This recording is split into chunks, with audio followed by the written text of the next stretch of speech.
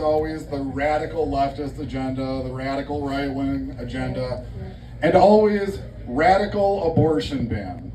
Now, I grew up in the 90s watching the Teenage Mutant Ninja Turtles, so the word radical means something a little different to me.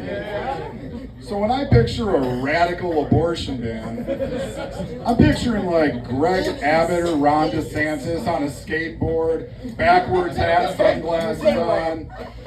They're cruising down the road, there's an OBGYN on one side of the road, they fucking slap her. Pregnant 14-year-old on the other side of the road, give her the finger. Now that's a fucking radical abortion ban. I think that we should use Ninja Turtles terminology more when we're talking about politics. Like, personally for me, taking away women's rights, total cowabunga. Do you guys know what happens if a woman develops an ectopic pregnancy and can't get access to a safe abortion? Shell shock! Yeah, I picture like an after-school special starring the Ninja Turtles talking about political issues where the Ninja Turtles come out and they're like, hey boys, don't want to get a girl pregnant, stick it in her cowabung hole. Or they're like, hey girls, you may become pregnant and look for an abortion from an unsafe source. And then like Shredder comes out and he's the back alley abortion guy. Alright, enough of that bullshit. So it's October, one of my favorite months. Halloween is this month. So I'm going to try to tell some spooky jokes. I think my apartment is haunted, guys. I wake up and there's stuff in different places that I don't remember putting it. There's things pushed off counters and lights on in rooms that I don't remember leaving them on in. And now, my friends and family, they're all non-believers in the paranormal. They all think it's due to my constant blackouts and crippling alcoholism. Like I said, non-believers in the paranormal. But I wanted to get to the bottom of what was going on in my apartment, so I turned to one of my favorite film franchises, the Ghostbusters, and I was like, I need to check my apartment for ectoplasm. Ectoplasm is what ghosts leave behind. So I got a black light and a magnifying glass, and I scoured my entire apartment. And what I discovered was that ghosts produce a lot of cum.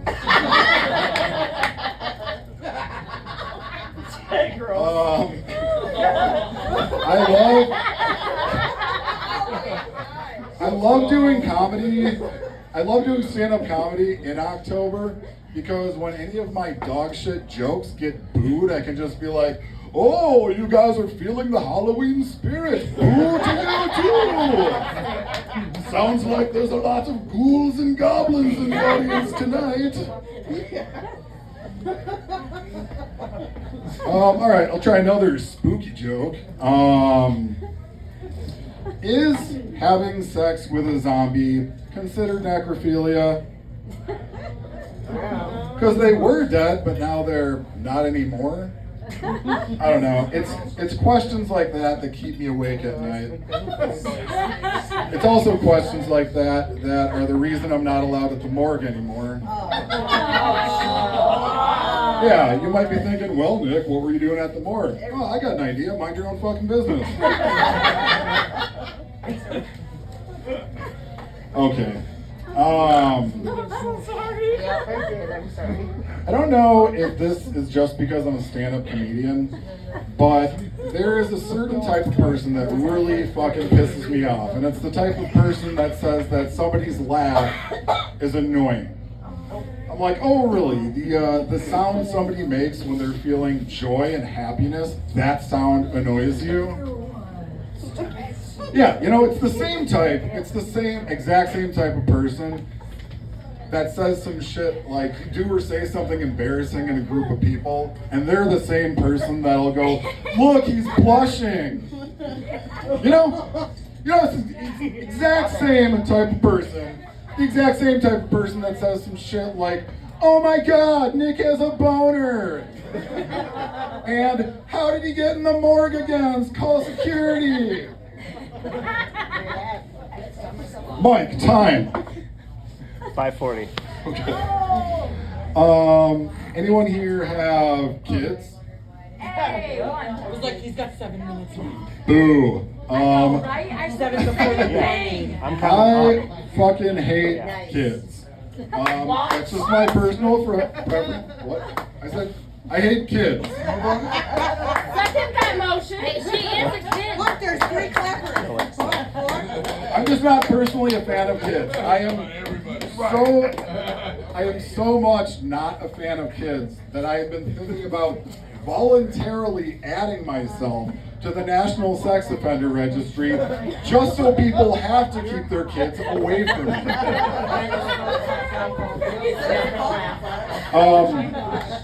I was wondering how that conversation would go, like if you can voluntarily add yourself to the National Sex Offender Registry. Like, I imagine going to the police station or like the courthouse and saying like, I haven't done anything, I just want to voluntarily add myself to this.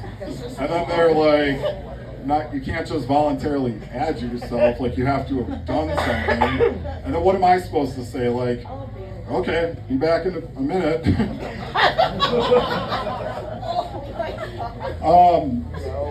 Speaking of kids, I don't know what the fuck kids are talking about anymore. Like the way the new generation communicates with each other, it's like a foreign language to me. One thing I've been trying to wrap my head around is texting people only using emojis and still having it be a coherent message. So I've been trying it out a little bit. So a couple weeks ago, my friend was having me over for dinner, and he was going to be making eggplant parmesan. So what I wanted to tell him through emojis was, my mouth is watering for your eggplant parmesan. So logically, I sent mouth emoji, water droplet emoji, eggplant emoji. I thought I was going to my buddy's house for dinner, and I ended up slurping on my boy's shaboing boing. I mean, either way, I left with a full stomach. Yeah, because I'm a considerate dinner guest.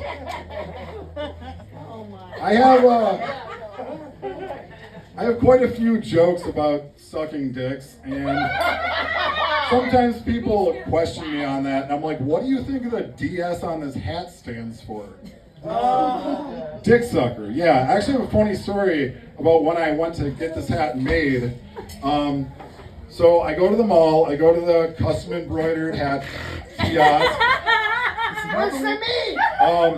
I go to the hat kiosk, and I tell them simple, I just want camouflage hat, embroidered DS on the front. So the guy makes my hat, I go to pay for it, I reach for my wallet, I left my fucking wallet at home. Now you'll notice I still have the hat, but you wouldn't believe what I had to do to get it. Okay, yeah, you probably took a guess. Oh, I had something weird. I'm sure this has happened to everyone at least once. Like, I had something weird happen to me in the bathroom earlier. You know when you're sitting in the stall and you're doing your business and somebody comes up and they violently jiggle the door handle and you're like occupied, but then underneath the stall door you can still see their feet there and they're just waiting for you and you're like, great, now I'm never going to be able to come. I mean, that's happened to everyone, right? Other embarrassing things that happen in public that I'm sure everyone's experienced at least once in their life. You're out in public, say you're grocery shopping, and you think you can real sneakily, let one slip, no one will notice, you pull one cheek to the side, it'll be nice and quiet. So you let one slip and a little something extra comes out. Yeah, so then you're standing at the self-checkout at Walmart and the entire cucumber rolls out of your pant leg. Yeah, it's a joke about me having a cucumber up my ass while grocery shopping. You guys like butthole jokes? Well, check this shit out. I was recently reading something that said that the imprint of someone's butthole is like that of a fingerprint, in the sense that it is highly unlikely or almost impossible for two people to have the exact same one. Another interesting factoid, if anyone tries to unlock my cell phone, you will get pink eye. How am I doing on time? Yeah. Time? We only have 11. 3 minutes left. Oh, okay. Keep going. All right, well, I'm gonna. You're rocking it. Oh my God. Taking it off. I know a lot of my jokes are stupid. Like, I'm just so stupid. Have you guys ever had someone do that? They make a comment about themselves and you're not sure if you're supposed to agree or disagree? Like, I'm not talking about an easy one. So like an easy one is your significant other says some shit like, I'm so fat, I'm so ugly, and obviously the response they're looking for is, don't forget stupid too, you fat ugly bitch. No. Obviously the response they're looking for is, no you're not, babe. Babe, no you're not. I'm talking about a difficult one, where somebody makes a comment about themselves and you have no idea if you're supposed to agree or not. I'll give you an example. I was at work recently. I was on break chatting with a coworker, and we were shooting the shit about our childhood. And my coworker, they're telling me about their childhood. And they were telling me they grew up in a really bad neighborhood, a lot of gang activity, a lot of crime, violence, bad situation at home. And then my coworker ends their childhood story by saying, yeah man, I'm a real N-word. Now, You can't say it. You can say it. We can't. yeah. So, yes. I appreciate filling in the blanks. So my coworker says that, and I didn't know what to say back. In retrospect, the best response probably would have been fucking nothing at all.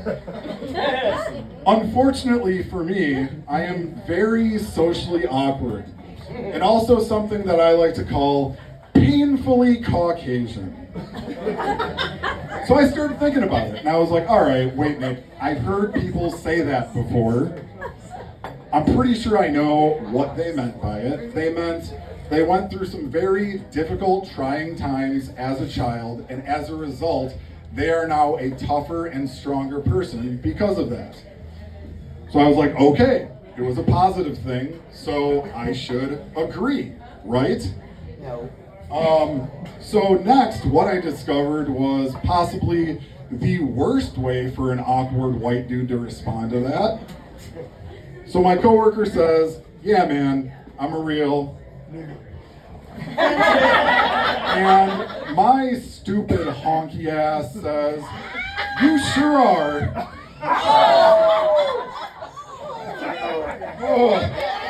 Oh boy. Oh boy, how am I gonna get out of this one?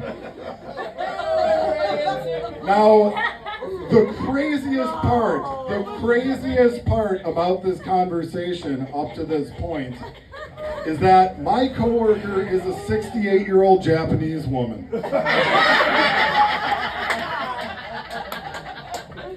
No, I'm just kidding. It was a black gentleman. But the one thing that saved me from this awkward situation that had transpired was the fact that I made all of this up because I'm a comedian and our stories are rarely untrue. That is my time. Thank you guys. You've been terrific.